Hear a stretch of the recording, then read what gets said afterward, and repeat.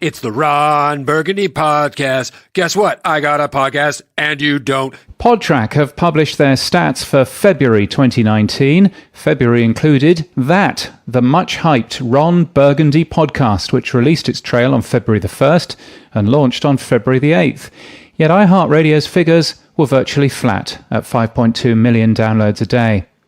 iHeart remains the global leader for downloads, while NPR remains the US number one based on unique audience.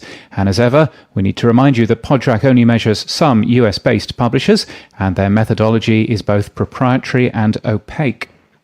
What's the secret to successful podcast advertising? US radio network Westwood One says that communication is best, quote, when it's transparent, real, direct, and tells a story.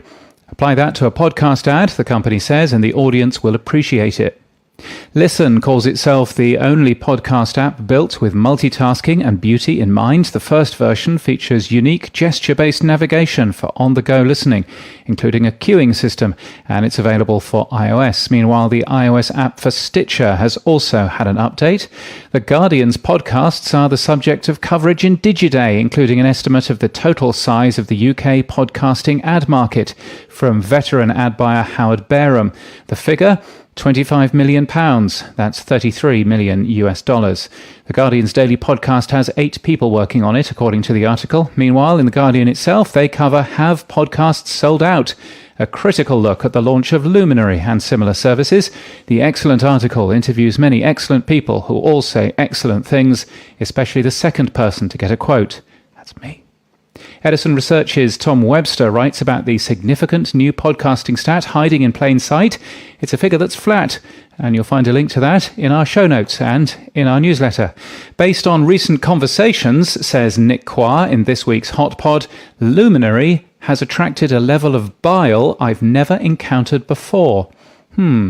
Meanwhile, Pandora's executive creative director Lauren Nagel says that every brand needs to consider sound in a speech at South by Southwest.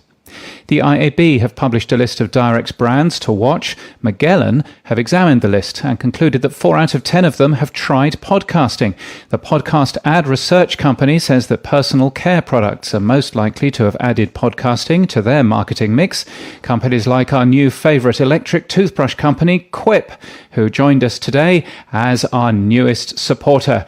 They offer perfect oral care delivered. They're available internationally as well, and they're at getquip.com. Podcaster communities are all over the place, and they choose a bunch of different tools. Spreaker looks at 11 of them and how they make their communities a success. We should have covered this story last week, but for the record, Maryland's highest court has denied a new trial for Adnan Syed, the subject of Serial, in a 4-3 opinion. And here's a job for you. Podcast audience producer for The Economist newspaper in London in the UK.